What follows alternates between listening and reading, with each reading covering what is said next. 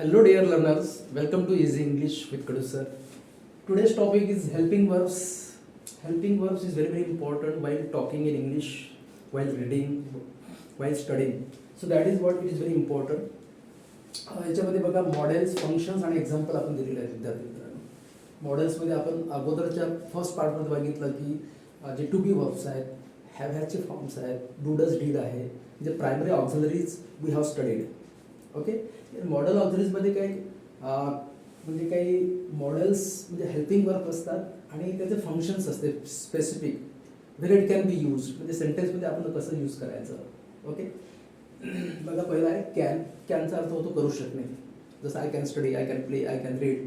Okay, can I come, can I go, can I study. याच्यापासून verbal negative असे sentence आपण करू शकतो विद्यार्थी मित्रांनो. बघा, कॅन म्हणजे करू शकणे, मराठीत सांगितलं करू शकणे, आणि याचा अर्थ होतो फंक्शन्स काय होते, ॲबिलिटी किंवा पॉसिबिलिटी. ओके, जसं ही कॅन रन फास्ट, तो धावू शकतो, बरोबर आहे, ॲबिलिटी आहे. Okay, he could read a book, तो पुस्तक वाचू शकतो, पॉसिबिलिटी, बरोबर आहे, ॲबिलिटी, पॉसिबिलिटी. नंतर कॅनचाच पास्ट टेन्स आहे कुड. व्हॉट इज दॅट, कुड. याचा पण अर्थ ॲबिलिटी, पॉसिबिलिटी किंवा permission. Could I go there, could I study. Okay, I could not read, जसं ही कुड नॉट टॉक, करू शकणार. नंतर आहे तिसरं मी. मीचा अर्थ होतो कदाचित किंवा परवानगी मागणे.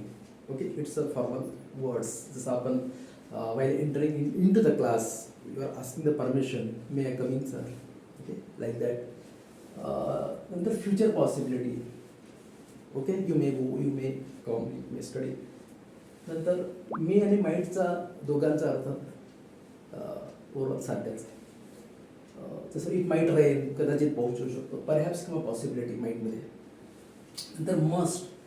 Must is very important. Must, एखादी गोष्ट तुम्हाला करायचीच आहे, एखादी गोष्ट तुम्हाला म्हणजे फोर्स आहे, एखाद्या गोष्टीमध्ये तुम्हाला ती गोष्ट करायची, त्यावेळेस आपण मराठीमध्ये तू गेलाच पाहिजे, मराठीत च लागतं त्याला. जसं कंपल्सन किंवा obligation, he must attend the party. Okay, तू त्याच्याशी बोललाच नाही पाहिजे, you mustn't talk with him. नंतर should, very very important. It's a follow. What is that, to follow. should follow the duties or advice. You should study daily. You should do the exercise. You should attend the class. You should obey your parent. Should म्हणजे कर्तव्य दक्ष असणे. Doctor advisor, you should eat leafy vegetables daily to healthy.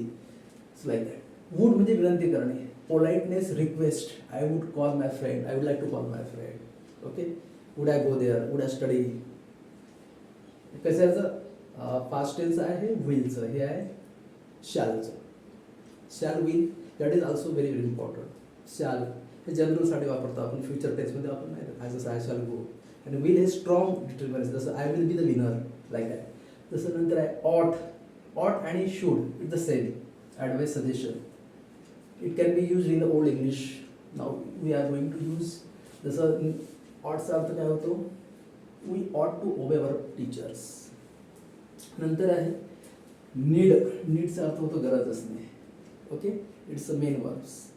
Necessity, essential. जसं India need 3 run to win the match. Okay, they need the money. Do you need the water, like that. Dare म्हणजे हिंमत करणे, ज्याचा अर्थ होतो to show the courage. See dare to talk, how dare to talk.